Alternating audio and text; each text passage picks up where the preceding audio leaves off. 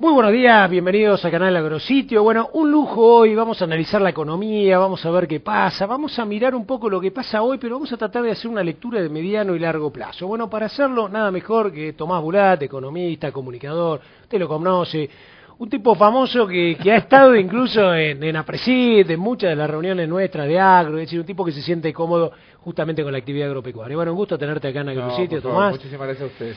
Y voy a empezar un poco de lo macro a lo micro, y es un poco la sensación térmica, ¿no? Uno dice, por supuesto... Me gusta ese nombre, pues el nombre de mi programa de radio. Sensación térmica. Está muy bien, está muy bien. No me lo copié, salió por surgió salió bárbaro, parece un chivo, pero bárbaro. Cuando uno analiza un poco y dice, claro, bueno, la economía, ¿no? Algunos no la ven tan bien, otros dicen, no, excelente Cristina, todo está bárbaro, compramos mercado interno, etcétera, etcétera. El termómetro de la economía hoy es sustentable, medianamente sustentable, o vamos en el mediano plazo a algún momento que nos vamos a pegar el golpe con la realidad? Ninguna economía con 25% de inflación anual es sustentable. Puede durar 2-3 años, 1 año, 2 años, 3, 4, depende de las circunstancias, pero las inflaciones no son sustentables en el 20 y pico por ciento. Las inflaciones bajan o las inflaciones suben. Entonces, con eso creo que tengo parte de tu respuesta. Sí. Esto no es sustentable.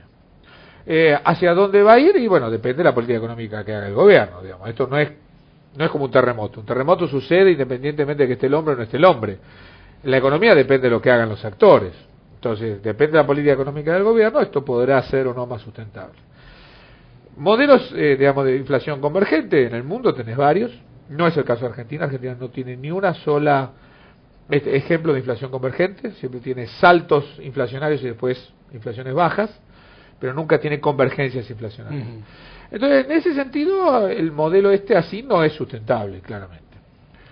¿Qué pasa en la inflación del 25 que te está generando? En realidad, en buena medida es porque tenés un déficit fiscal creciente. Si bien estás recaudando más, el nivel de gasto es muy grande, gastas mucho en subsidios, gastas mucho en términos generales en jubilación, en pensión, etcétera, planes de trabajar, etcétera. Y todo esto hace que tenga una dinámica muy grande el gasto y digamos los ingresos públicos no te suben tanto. Por lo tanto necesitas financiarlo y la forma de financiarlo hoy por hoy es emisión. La emisión crece al 37% anual. Y esto te está implicando que el escenario de acá para adelante es continuar las mismas líneas, la inflación se va acelerando.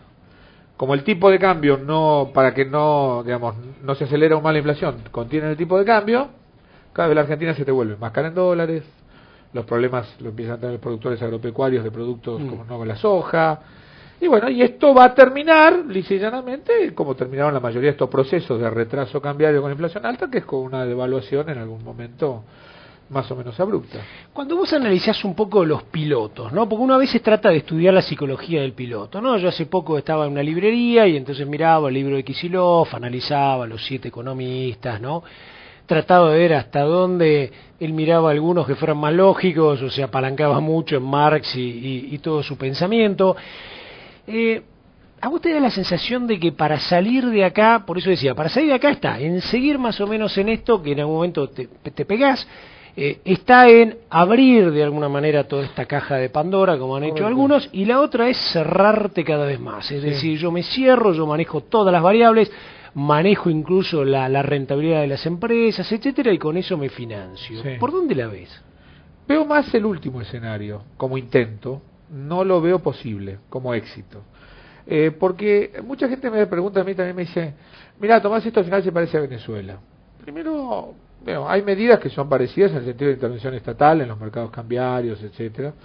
Argentina todavía no entró en el expropiese masivo, pero cuando vos ves Venezuela, el 95% de las exportaciones de Venezuela es petróleo. Y toda la industria petrolera tiene 300.000 trabajadores. O sea, vos con 300.000 trabajadores tenés el 95% de las exportaciones de Venezuela. En la Argentina el complejo sojero alcanza el 25% de las exportaciones, en el mejor de los casos. Y eso requiere por lo menos 1 millón de personas trabajando. Y eso es solo el 25%. Después tenés automotrices, que tenés otros 2 millones de personas trabajando. Y después... O sea, Argentina no es Venezuela en ese sentido. Tiene huevos más distribuidos en distintas canastas en ese sentido. Y todos los días. En el petróleo, la inversión fuerte es encontrar el petróleo, hacer la perforación, después es sacar. En la soja, todos los años tenés que invertir para sacar. Y después el que lo tiene es el privado, que hay que ver cómo lo vende. Entonces la lógica es muy distinta, digo. Y vos podés dar una indicación desde una burocracia desde Caracas y decirle, muchachos, saquen, aprendan, bueno, bomben más rápido, bomben más chico. Desde Buenos Aires no podés decirle a los muchachos, pongan fertilizante o no, pongan herbicida o no. Es muy distinto. La sociedad argentina necesita de los argentinos trabajando. El Estado argentino necesita de los argentinos trabajando.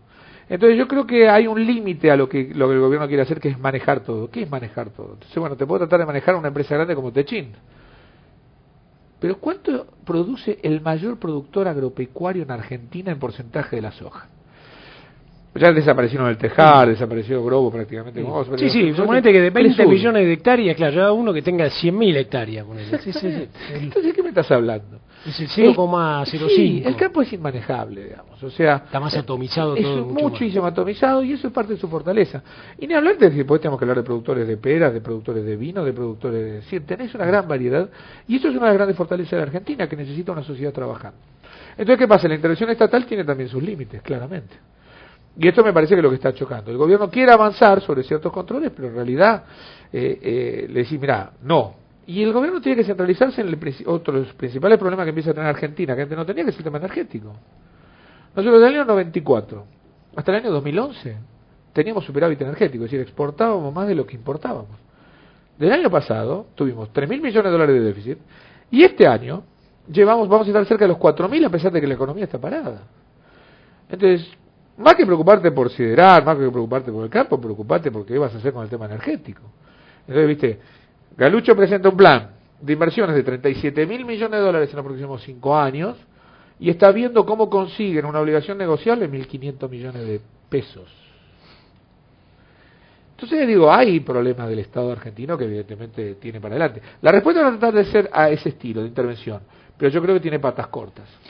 Tomás, vos suponete que vienen, te llaman, nos llaman a los dos y dicen, a ver, muchachos, vengan, ustedes que hablan tanto, vengan y denos alguna idea. Suponete que uno quisiera desactivar esto, y vos hace poco escribiste sobre el tema de devaluación o lo que sea. Lo que sabemos que no se da es una devaluación con una alta inflación. Sí. Sería mortal, explosivo. Exactamente. Entonces, cuando uno dice, bueno, vamos a, no devaluar, digamos, vamos a poner el tipo de cambio a un tipo de cambio más real. Sí. Algunos, y acá te pregunto a vos, dicen, mira, si vos lo dejaras y la gente tomara confianza, seguramente el dólar estaría en 5.50, no se diría 6.50 ni nada por el estilo, algo similar.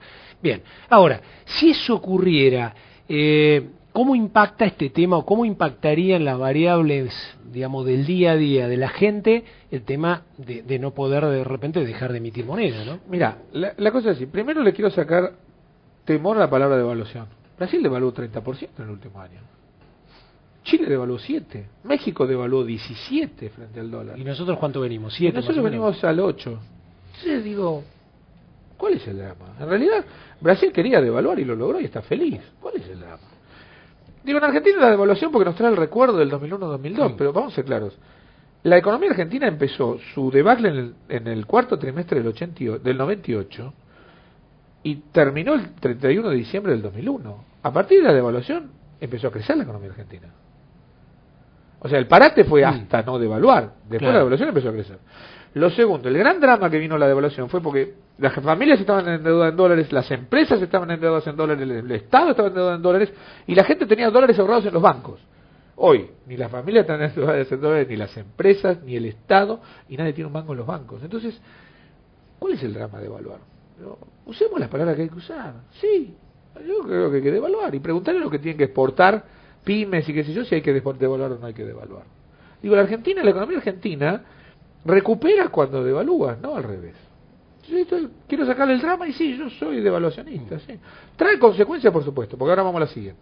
Pues sí, pero Tomás, si seguís con todo estos desequilibrios y devaluás, es todo peor. Correcto. Ahora bien, ¿por qué tengo que emitir al 30 y pico %? Entre otras cosas porque tengo gasto público muy elevado. Claro. ¿Cómo licuás un gasto público? O sea, ¿cómo diluís un gasto público? Devaluando. Entonces, si yo devalúo, no necesito emitir. ¿Se produciría eso? No devalúo. Sí, se produciría un fenómeno así. En un mes de repente se equilibraría. Mira el Austral y mira la convertibilidad.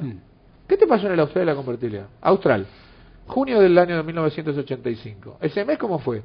Habla el ministro, gran suba de tarifas, gran devaluación, Mucha inflación el mes de junio del 85. Julio, casi cero.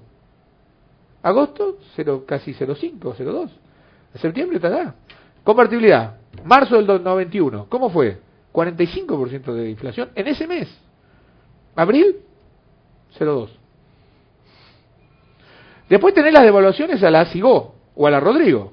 Devaluación ese mes, 100%. Al mes siguiente, 60%. Porque después se te desmadró. O sea, si vos no lo controlás, yo siempre digo, hay las dos devaluaciones, la ordenada o la desordenada. La desordenada es a la Rodrigo o a la Sigó. Digo, si uno quiere un peronismo o quiere digamos, la dictadura. Las ordenadas son austral y convertibilidad. Claro. Y tanto es así que las ordenadas, que es convertibilidad y austral, la economía argentina empezó a crecer enseguida. No a decrecer. Hubo devaluación y crecimiento. La pregunta que seguramente se está haciendo un productor agropecuario del otro lado que te escucha así atentamente y de haber abierto los ojos igual que yo es, si es así, Bulat, ¿por qué no lo hacen? Porque te afecta el consumo interno. Porque el mercado interno se resiente. Es decir, ¿qué te sube? Te suben mucho los precios, los salarios no suben demasiado, entonces la capacidad de consumo interno de la gente, lo que llama el mercado interno, se resiente. ¿Por qué subirían los precios? Vamos a suponer, te sube el plasma, te sube Bueno, un lavarropa. Te sube el auto. Ajá. Pero no te suben necesariamente los alimentos. Porque van más atados a un dólar de repente. No, porque en los 70 nosotros exportábamos bienes salario. Carne, trigo, maíz. Entonces cuando se había la devaluación, todos esos bienes subían de precio y te afectaban el salario. Hoy que exportamos fuerte, soja, autos y oro. ¿Qué impacto en el mercado interno, excepto en el auto? No hay demasiado. Lo que es cierto es que el consumo interno en el medio se resiente un poco. Pero ¿qué te está pasando hoy que no devaluás? Que el consumo interno también se te está resintiendo. No porque la gente pierde parte de su poder adquisitivo con una devaluación, sino porque lo que empieza a perder es que la gente empieza a perder el trabajo. Entonces, en vez de perder el 30% del poder adquisitivo, pierde el 100% del poder adquisitivo. Y esto es peor. Y entonces lo que está pasando hoy es que el mercado interno no te da más, se te empieza a caer, y los exportadores no te empiezan a recuperar tampoco. Entonces no tenés sector dinámico de la economía. Y entonces cuando vas viendo, che, ¿qué sector anda bien? ¿Viste cuando preguntás qué sector anda bien? Cuando tu respuesta empieza a ser ninguno, tenés un problemón. Porque no hay ninguno que te tracciona a la economía. ¿Qué te hace una devaluación? Que todo lo que tenga con el mercado interno les va a ir mal. Hoy. Pero a los exportadores les va a empezar a ir bien. Entonces vas a tener, ¿qué sector me va a sacar este? Y este que va a empezar a contratar gente, a empezar a levantar, y esto van a empezar a ir para adelante. ¿Y van a qué? Cuando empleen gente, etcétera, empiezan a levantar ¿qué? Al resto de la economía. Y esto ya pasó después del 2001-2002. Todo el mundo decía devaluación y caos.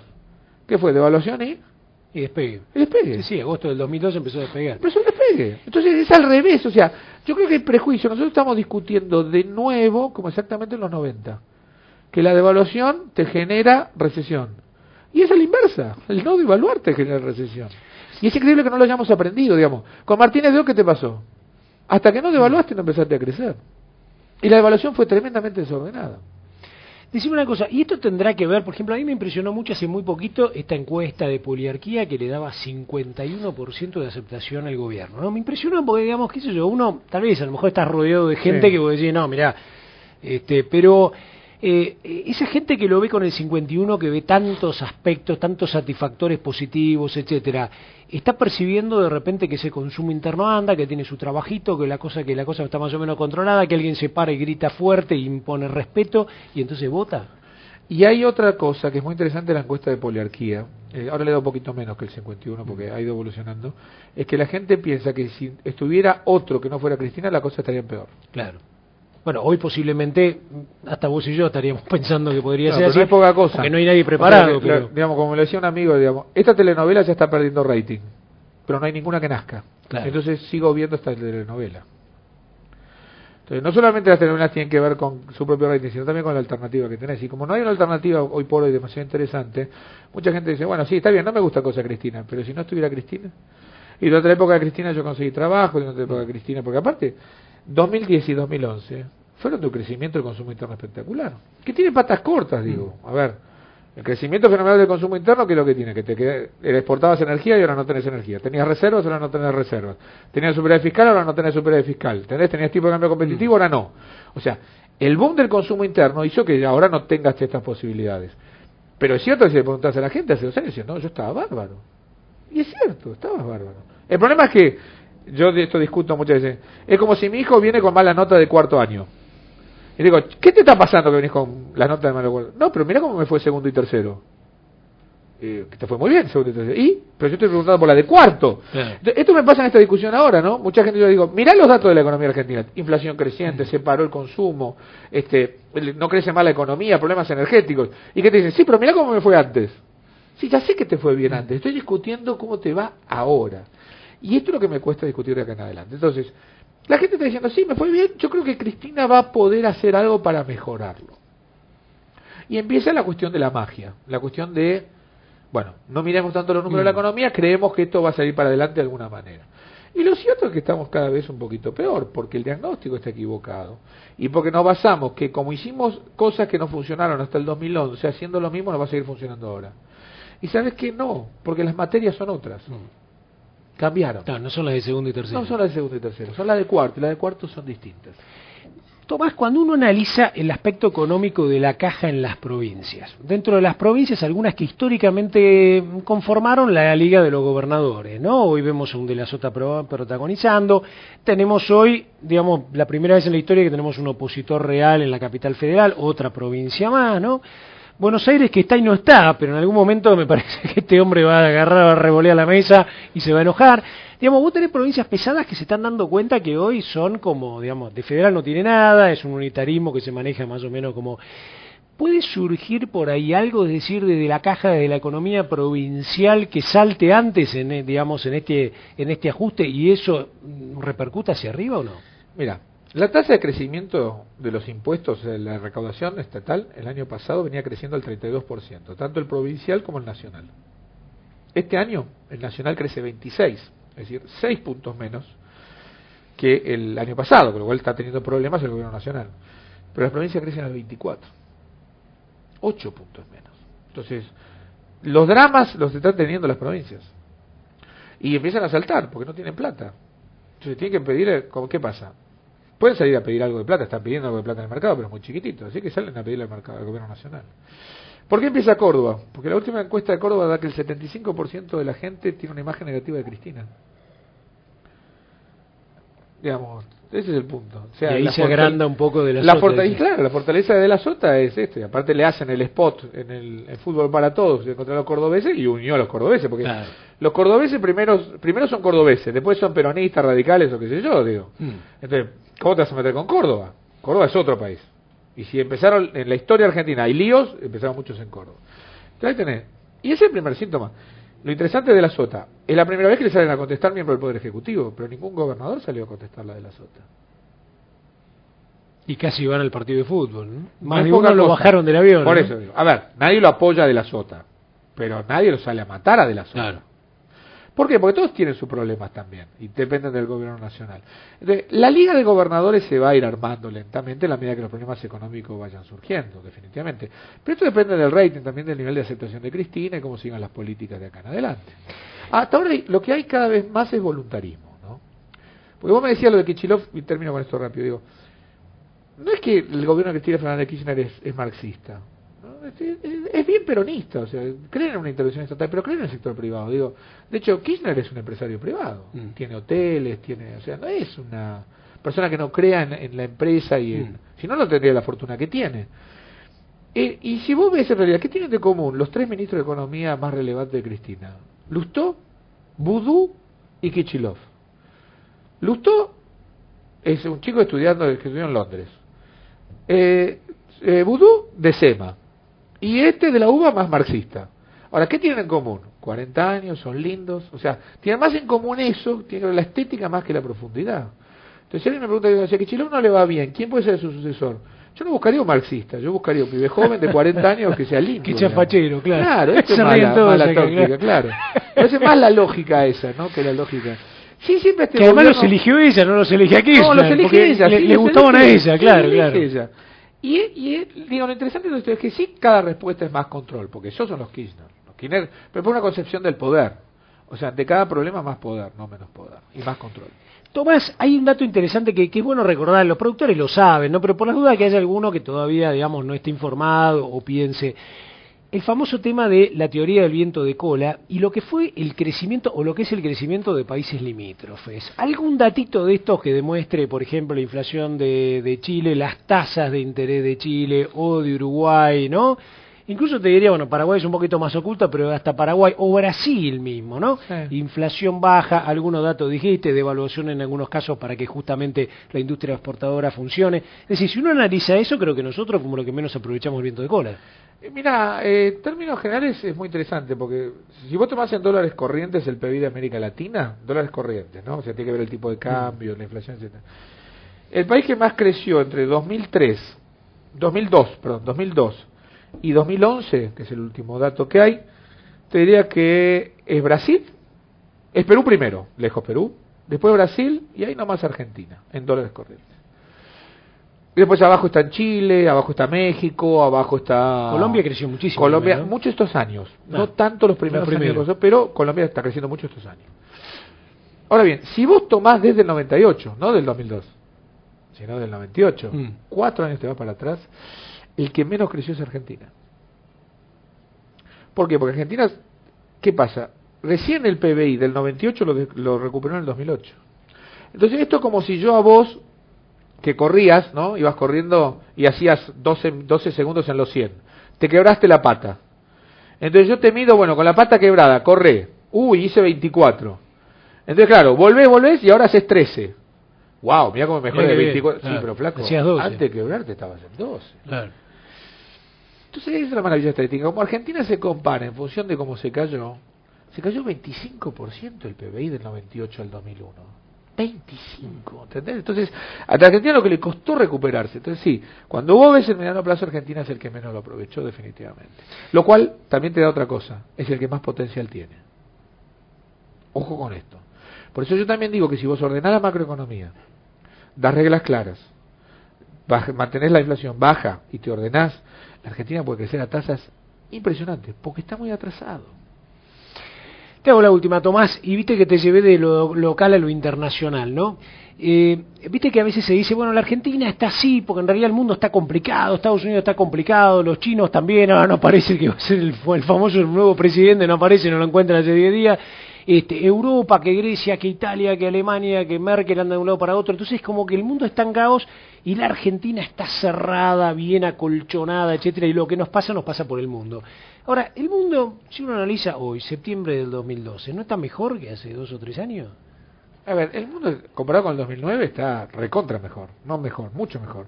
Pero de hecho te lo pregunto, digo, ¿a cuánto está el barril de petróleo? 96 el WTI, 114 el Brent. La soja, sacale el efecto sequía. ¿A cuánto la tendrías? 520, sí. 510. Son precios de crisis. En el 2009, cuando había crisis internacional, el petróleo estaba a 60 y la soja a 270. Es que el mundo no está en crisis. El mundo está creciendo. El que está en crisis es Europa. Definitivamente. Estados Unidos que no recupera, pero tampoco está peor. O sea, está ahí. Japón tiene un mejor año que el año pasado. El año pasado fue terrible para Japón.